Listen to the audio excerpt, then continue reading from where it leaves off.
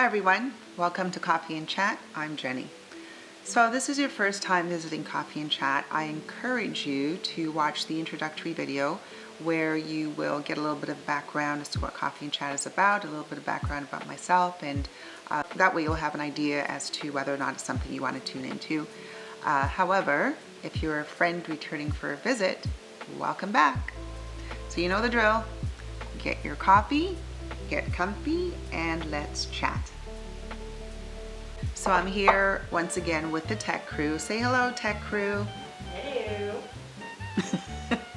The other tech crew shaking his head. You're a party pooper. Anyway, I wanted to first and foremost, I just want to say thank you to all of you who watched my first two videos. I understand that I have 24 subscribers. Yay, I'm in the double digits. And to be honest, as I said before, when I first started this channel, I just wanted to do it to be able to share some of my life experiences, and just so hopefully it'll be helpful to somebody someday. And I was really just thinking about the kind of each one tell one method of getting the videos out there and getting even the information out there. But I understand now when I started that there's this whole concept of subscribership, which I didn't really know much about, but I hear it's a good thing. So I would just like to say, please keep subscribing. Yay, 24 subscribers, thank you. And it was really nice to hear some of the positive feedback in the comments. So I just want to say thanks again to all of you. All right, so as I said, we're going to get started. I have a new mug today, totally the best mom ever. Remember I mentioned that I have a couple of these, so I'll be pulling them out on, different episodes, not to show off or anything. And really it's not coffee, it's water, because I can't even drink caffeine, but it sounds good anyway. I can't say water and chat, right? Coffee and chat is better. Anyway, today I wanted to first again apologize for the very long delay since my last video. The reason for the delay is also the reason why there's going to be a slight change in what I had planned to talk about next. The next chat was supposed to be about social media, but I'm changing that because I want to talk about something else that I think is really quite important. I was going to talk about it later anyway, but since it came up and it was the reason why I had to take a break, I figured this would be a good segue into the chat. So today I'll be talking about concussions. Okay, so the reason it took me so long to do another episode is because I have what's called Post Concussion Syndrome. The name has been changed to persistent concussive symptoms, and it's pretty self-explanatory. I was in a car accident in 2018. This was about 5.5 years ago, and I got a concussion. And today I'm still dealing with some of those symptoms, hence the condition. That's why it's called post-concussion syndrome or persistent concussive symptoms. And apparently I was told that these symptoms might be with me for life. So the symptoms include, but are not limited to, migraines, fatigue, inability to concentrate, sometimes inability to speak clearly, dizziness, nausea, balance issues, etc. They've become more manageable over time, but with certain triggers they can return, and unfortunately 3 months ago they did. Now, the reason I want to talk to you about this is because as I was going through my own concussion recovery, I realized that there are a lot of people, myself included, who are very under or misinformed about concussions.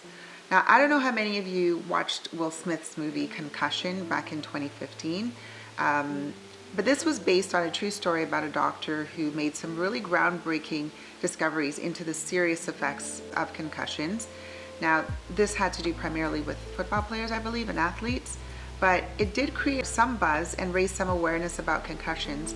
But to this day, honestly, what I've discovered and what I see is that the average person still knows very little about the serious effects of concussions, concussion rehab, and concussion management.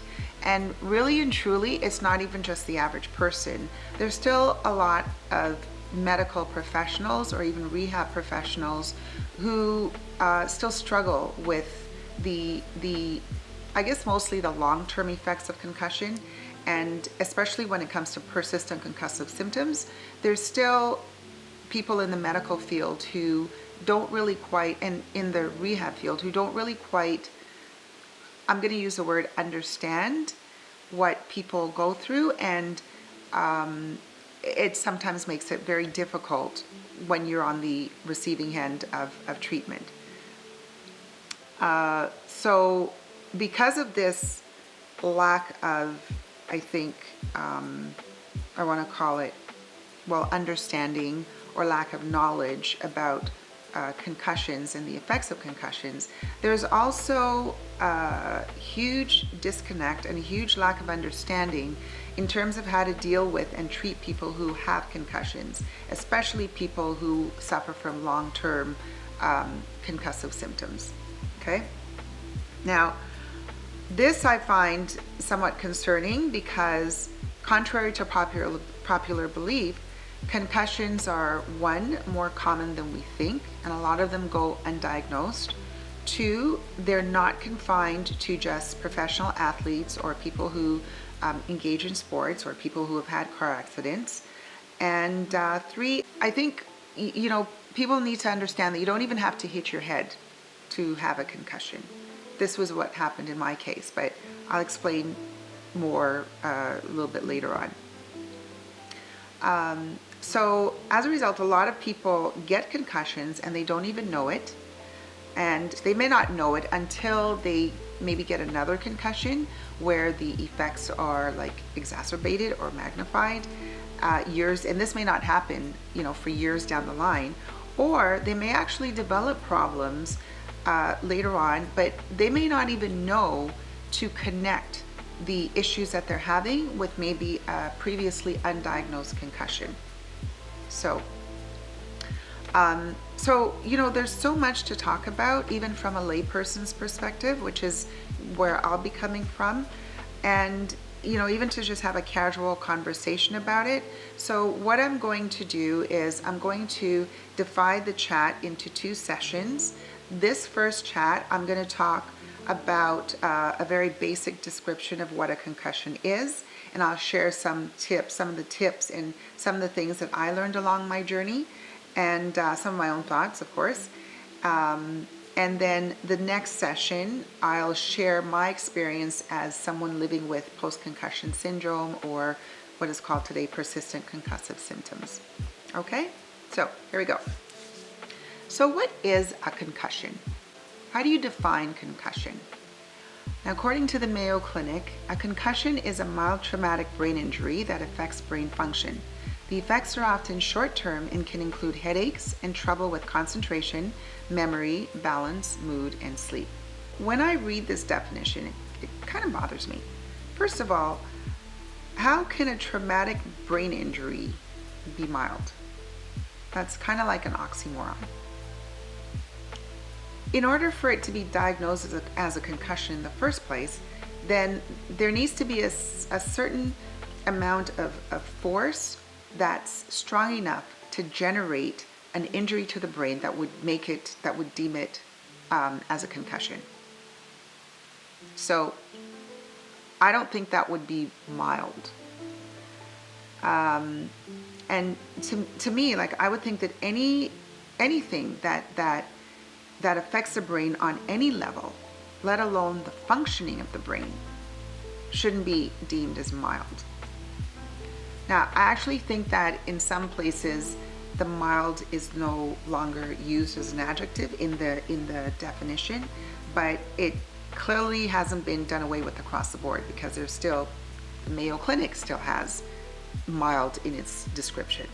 So anyway, now the definition also says that the effects are usually short term.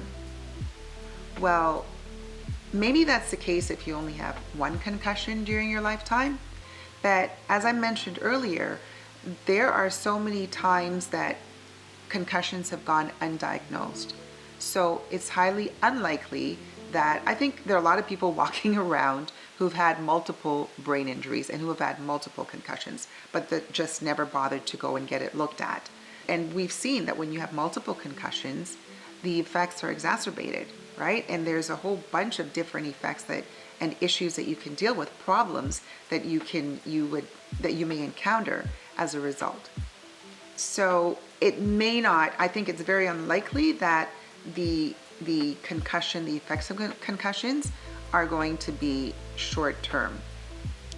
To me, I feel that definition, it almost like minimizes the effect like a concussion right off the bat because of the way it's phrased. But those are just my thoughts. That's just my analysis. It's kind of like giving the bare minimum of concussion injury. And we know, well, I know now that concussions can be so far beyond what is described in this definition. And I feel like this kind of encourages, minimization of concussions. Again, those are my feelings. Now, the other thing is, what happens when the effects are not short term and when there are multiple concussions, right? And concussions actually have a cumulative effect. This means that with each concussion, your brain becomes more fragile. So with every time you get a concussion, your brain is damaged, so it makes it more susceptible to future damage. And also, it's a fragile brain. If you get your first concussion, okay, it's on a fresh brain, right? The second concussion, even if it's years down the line, that brain is already fragile. So it's going to be more easily damaged with another hit. And the effects may not just be a linear sort of reaction, right? It might be like getting a hit, not just getting, I was told that when you get multiple concussions, it's not like getting 1, 2, 3, 4, whatever. It's like the effects are multiplied exponentially. So there is a cumulative effect, and it's an exponential cumulative effect. Okay?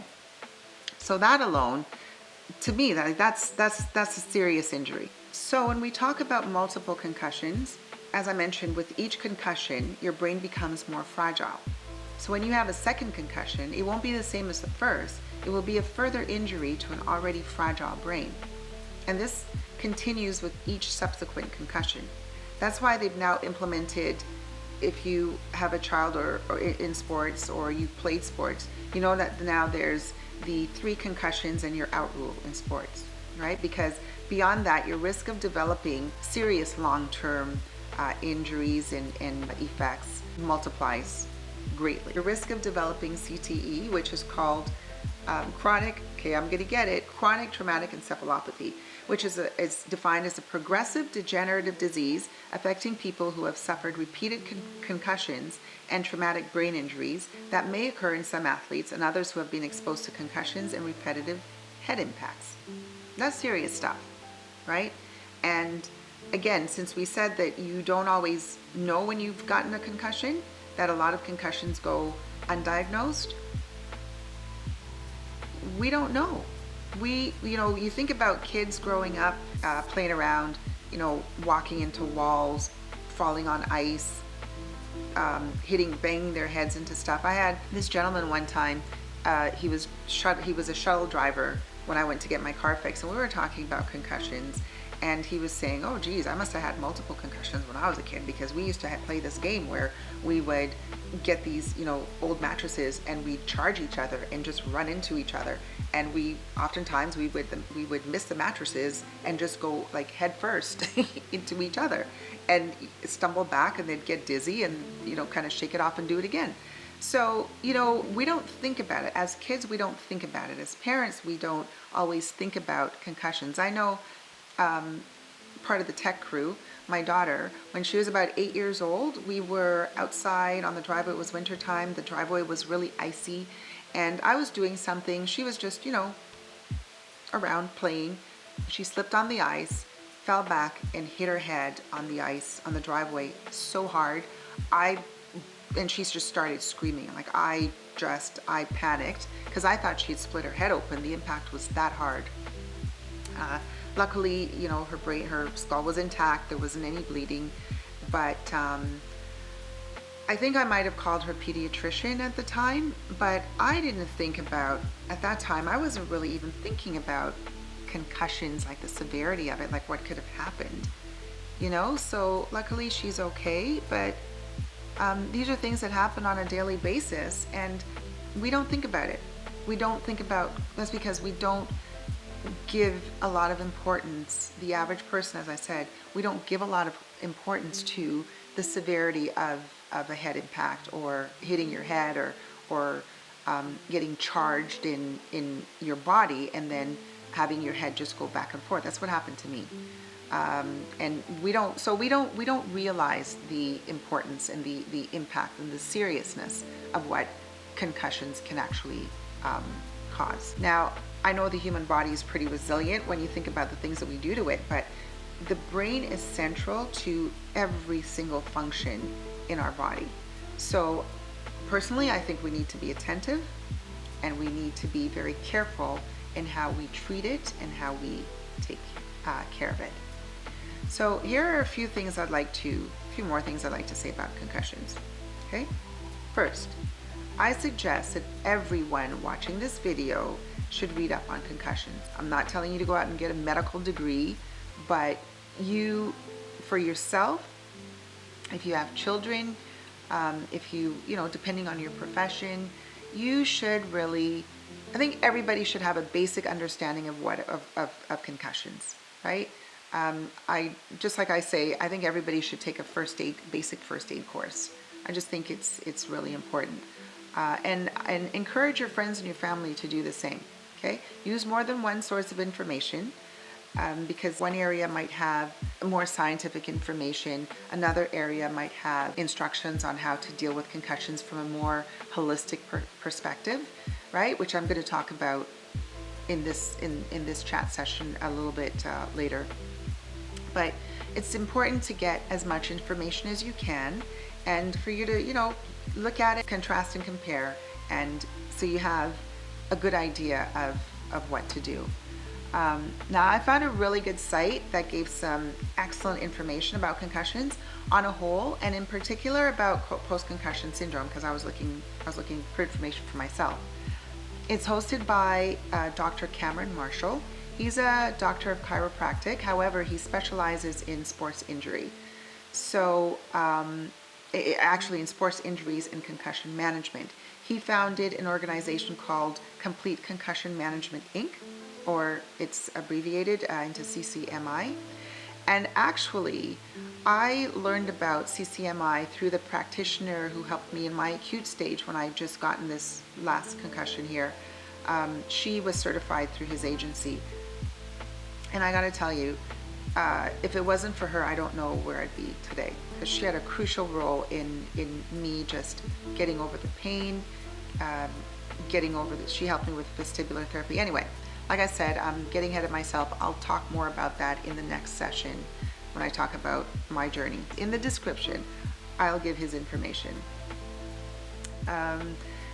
He has developed a program called Concussion Fix, which is an online treatment and rehab program for people who are suffering from persistent concussive symptoms. And that could be anywhere from 3 months to years, because technically, apparently, you're supposed to get over concussions in like 3 weeks to, I think, 2 or 3 months. That's the general window or recovery. So he's got there's some really good information there. And again, I'll leave that information in the description. Just to clarify, if you use the Concussion Doc link, sign up for the webinar. That's free, and that's where you'll get some really good information. The Concussion Fix that I talked about, that's the online treatment plan for anyone who's had a concussion and is still struggling to recover. Okay, so that's the treatment plan. There is a cost for this one, but of course, but it's very reasonable. Okay, so I'm going to stop here for today. I know I said earlier that I was going to divide this chat into 2 sessions initially, but because there's so much information to cover, it's now going to be 3 sessions. So I'll continue in part 2 with my thoughts, some more of my thoughts, and also some things that might help you in the healing process if you are recovering from a concussion. And so in part 3, I will talk about my journey with Post Concussion Syndrome. Okay, so that's it for today. Thanks for watching, and I'll see you in part 2.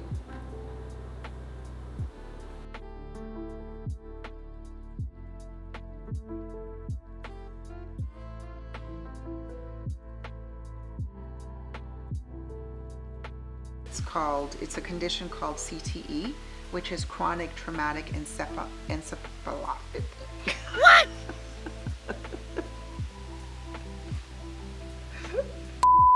Oh, sorry. See, I'm still getting used to this. I was told by my my tech crew that I provide the information in the description. So my apologies.